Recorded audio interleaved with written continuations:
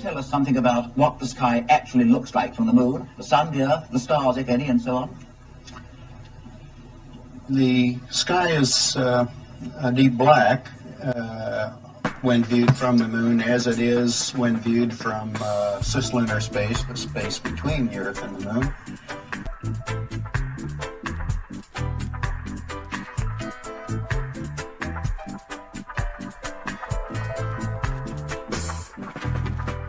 The sky is a deep black when viewed from the moon, as it is when viewed from cislunar space, the space between the earth and the moon.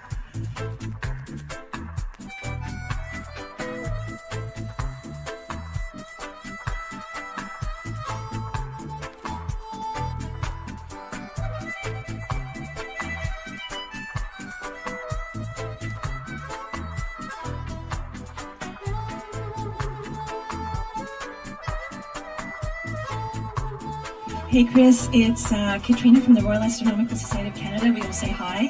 Astro YYZ here. Anyway, as an amateur astronomer, I'm interested in knowing what astronomical objects can be seen from the ISS, given you have so many lights around you, lights and machines. Is there anywhere dark you can go on station where you can look out and really get dark adapted and see what's out there? Yeah, it's sort of like a little kid leaving home. Most of our glances are back towards Mother Earth, but we do have windows that face the rest of the universe.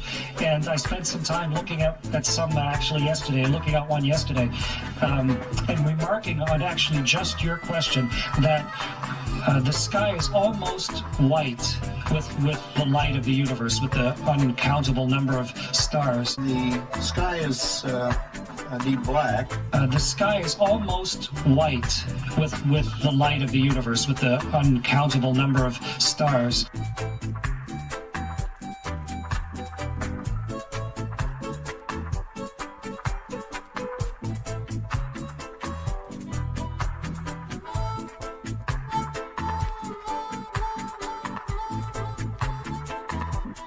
The sky is a deep black. You can't see the constellations because the sky is just so alive with stars. The most unexpected thing, I think, was the blackness of space. Most unexpected thing, I think, was the blackness of space. When you look the opposite direction and you see how dark space is, I mean, the black is black, and you realize just how small the Earth is in that blackness. And that when you look, when I look out at the stars, and I see, so many stars and planets, and so many stars and planets. The sky is almost white with the light of the universe, with the uncountable number of stars. And what you see is an immensely deep blackness.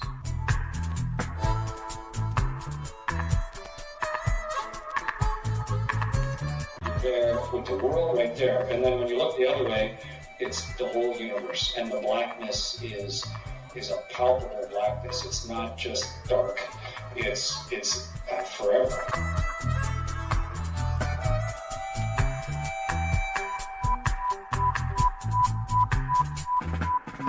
The sky is a deep black. And what you see is an immensely deep blackness. A blackness that it's like a black with texture. It's like a black, sort of like black velvet, but without any shininess to it at all. You can't see the constellations because the sky is just so alive with stars. How dark space is, I mean, the black is black, and you realize just how small the Earth is in that blackness, and that was a real surprise to me. And we have to realize that in space, without the intervening atmosphere, the heavens are 10 times as bright, stars 10 times as numerous. And what you see is an immensely deep blackness. Billions and billions of stars, and you can see it. In fact, they're so numerous, it's very difficult to pick out the constellations you and I see here on the ground. A blackness that it's like a black with texture. It's like a black, sort of like black velvet, but without any shininess to it at all. Some of the stars have colors we don't see here on the ground. So you see these pastel colors, light yellows, light pinks, light oranges, even light red ones, and light blue. There's all kinds of colors. An immensely deep blackness. not just dark. It's Light with the light of the universe, with the uncountable number of stars. When you look the opposite direction, and you see how dark space is, I mean, if the black is black. You can see this diagonal those are amazing. Right before the lights of the zodiac. The lights of the zodiac.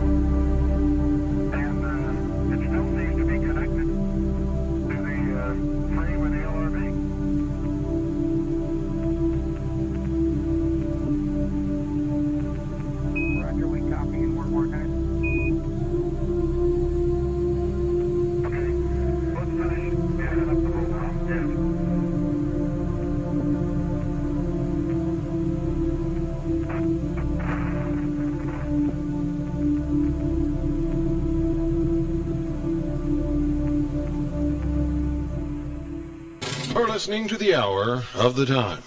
I'm William Cooper. In 1/6 gravity, everything would weigh 1/6 or 16.7% of its earth weight.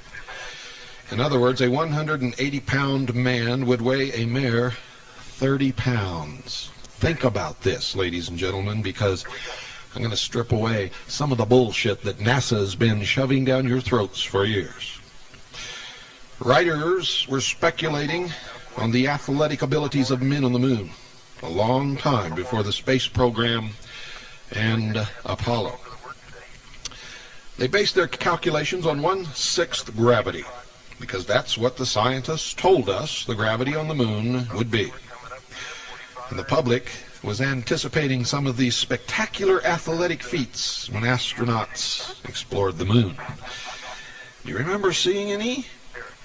None were ever performed, ladies and gentlemen. There just weren't any. And you say, well, they were weighted down with these big, giant, heavy suits. I got a bridge. Want to buy it? You may remember the televised pictures of astronauts moving around on the moon's surface. If so, we challenge you to recall any extraordinary feats at all. Because in all actuality, ladies and gentlemen, there were absolutely none. Zero. Zilch. Zip. Nothing. In the November 1967 issue of Science Digest, an article appeared by James R. Barrie entitled, How to Walk on the Moon.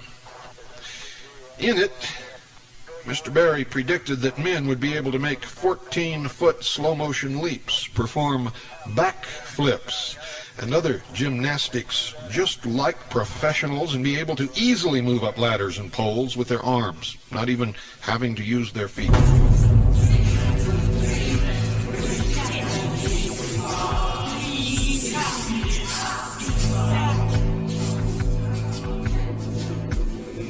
We never went to the moon, folks. We didn't walk on the moon. It didn't happen. It's a huge, unchanging soundstage where they just move the sand piles around a bit. Now, this is the biggest building in the world. It's closed now. You can't get in here anymore. And I believe this is where the Apollo missions were filmed. Now, I'm showing you sound stages in Hollywood, and I'm showing you the stages that are inside this building as we watch it get built here.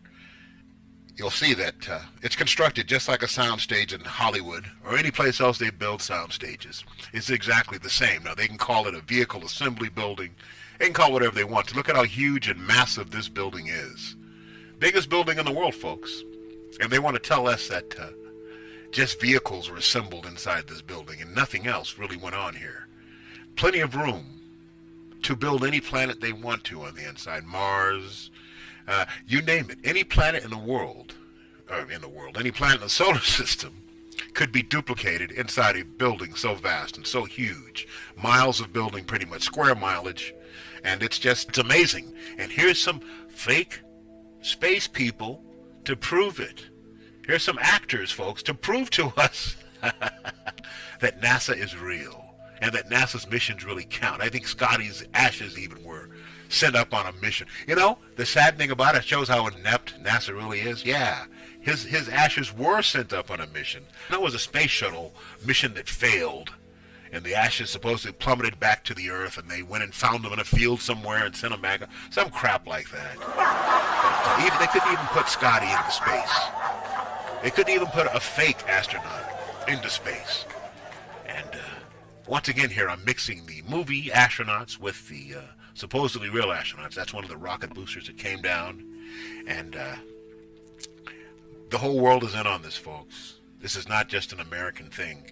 This is not just an American issue. The whole world is involved in covering up the fact that we never really put a man on the moon.